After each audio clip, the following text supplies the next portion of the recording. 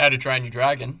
More like how to keep dragging your balls over our childhood. Eh? Eh? Oh, fuck.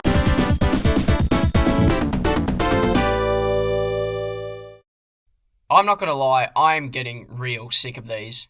It seems with every new live action remake, we get more controversy, more complications, and more greed. Look at all of these. The complete lack of ideas is nearly commendable. Well done, Disney. This discourse has been around for at least a decade, but the winds might finally be changing. Yes, the live action remake fatigue may be setting in after years of this bullshit. Box office numbers are falling, public disdain is rising, and that warms my empty heart. But that hasn't stopped Dreamworks jumping in the fray to milk their glory days just a little more. Hello, I am PNG Person, and I'm here to curdle that milk before you can drink it.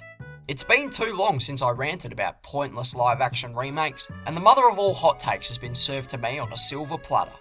So let's get to the fiery depths of this shit show. If you could make a perfect animated film, How to Train Your Dragon would be fairly close. It's a mesmerising, charming work of art that excels in every area imaginable. These are my favourite films of all time, and I know many of you feel the same. I've seen so many amazing Astrid cosplays, incredible fan art and animations, intellectual discussions, and test drive being used in the gayest memes I've ever seen. Valiant work, soldiers. These movies have a surprising staying power in pop culture, due to their pure excellence. It's likely those two ingredients were the recipe for the announcement of a live-action remake. They were salivating at the smell of that dough. So, just like my favourite TV show, my favourite movie gets a big budget live action remake. Because that's what it needs to be successful and mature, right? We can't just let a good conclusion sit, can we? It's only a matter of time before they come after my darling Chainsaw Man. We didn't know a lot about this movie until the teaser released. That trailer sparked an interesting online reaction from what I saw.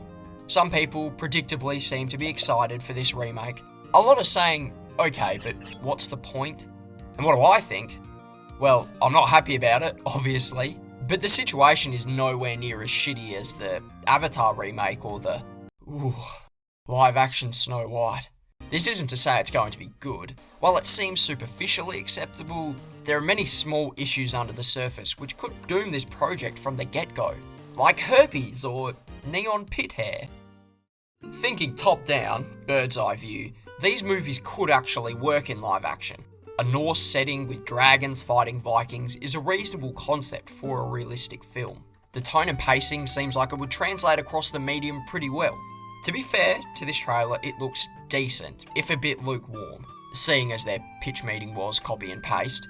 Good costumes and sets, direction looks solid. If they're reusing their old homework, the visuals should be half decent.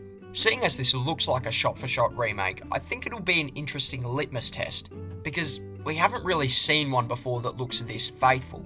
Well, some people call it faithful, I call it bastardization, potato potato. You've probably seen these comparison posts everywhere, and it's real close. Compared to the Avatar remake, which changed a bunch of stuff, I'm curious to see the reception and overall quality of this approach. In reality, it's more lazy, but it might have less problems because they try less. Funny how that works. I wouldn't be doing my job if I didn't focus on some pointless shit, so play that boss music. It's time to nip. So, dragons. They're a big part of this franchise, and they will pose a big challenge in this more realistic setting. Dragons in live action aren't inherently an issue, but these specific creatures will be. Look at these designs, the ways they emote and move. There's so much stylization and personality in all the dragons, much more humanistic than real animals, and that's what makes the world so enticing. Recreating that in live action is going to be jarring.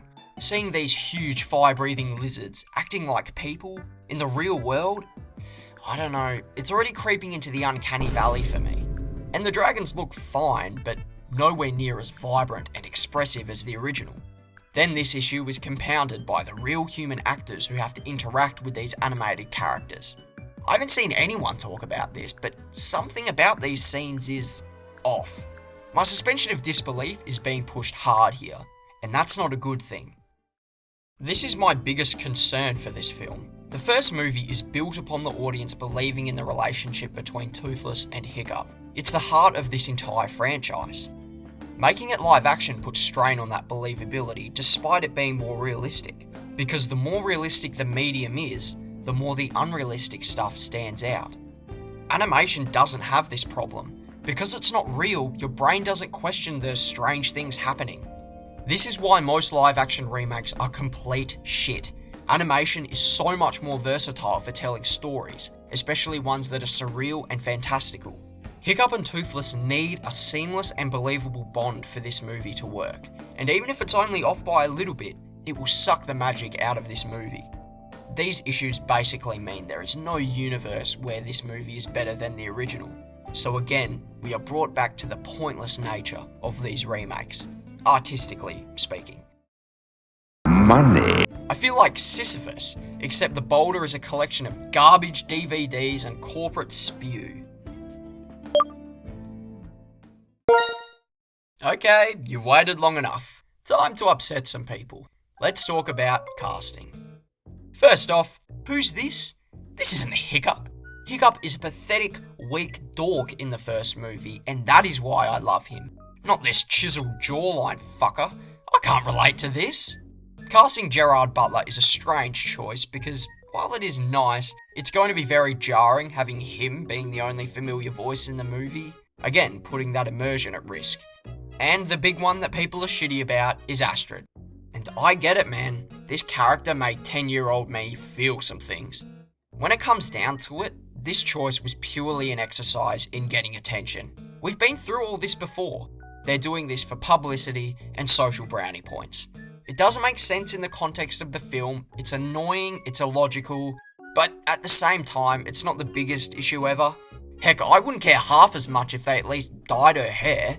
Give her the L'Oreal treatment or whatever the fuck. Although, if it was the other way round, people would be making a massive stink. But this isn't her fault. I'm sure she's a nice person who just got a part she really wanted. Now, the director did comment on this, claiming she is best fit for the role while justifying the difference in race in historical context. Hang on. I think I smell something around here. It's kind of... there it is. Fucking baloney. Now, Dean, you've made some banger movies. I love ya. But this is cope. This was a higher-up decision for marketing. These are just hollow justifications. Like, come on. Or maybe my tinfoil hat is too tight and he's telling the truth. Like I said, not the biggest issue in the year 2025, but audiences are sick of being spoken down to, and I am as well. Then lastly, the twins are...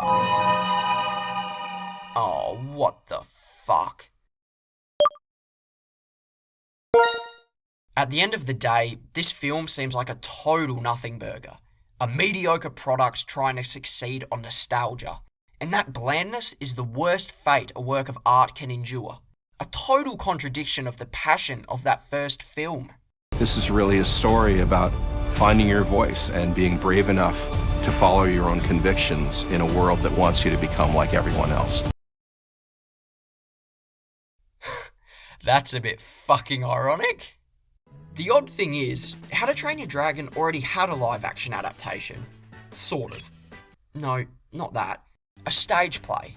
The How to Train Your Dragon Live Spectacular was a show that toured for a year after the first film released, in 2012 to 2013. I remember always seeing the ads for it in the second DVD. I watched the show on YouTube and it's interesting.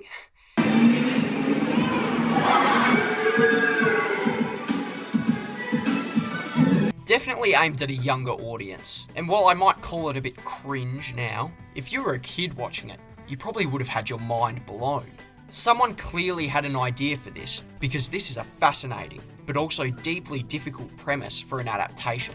The medium is so different and immersive that it requires a completely new angle.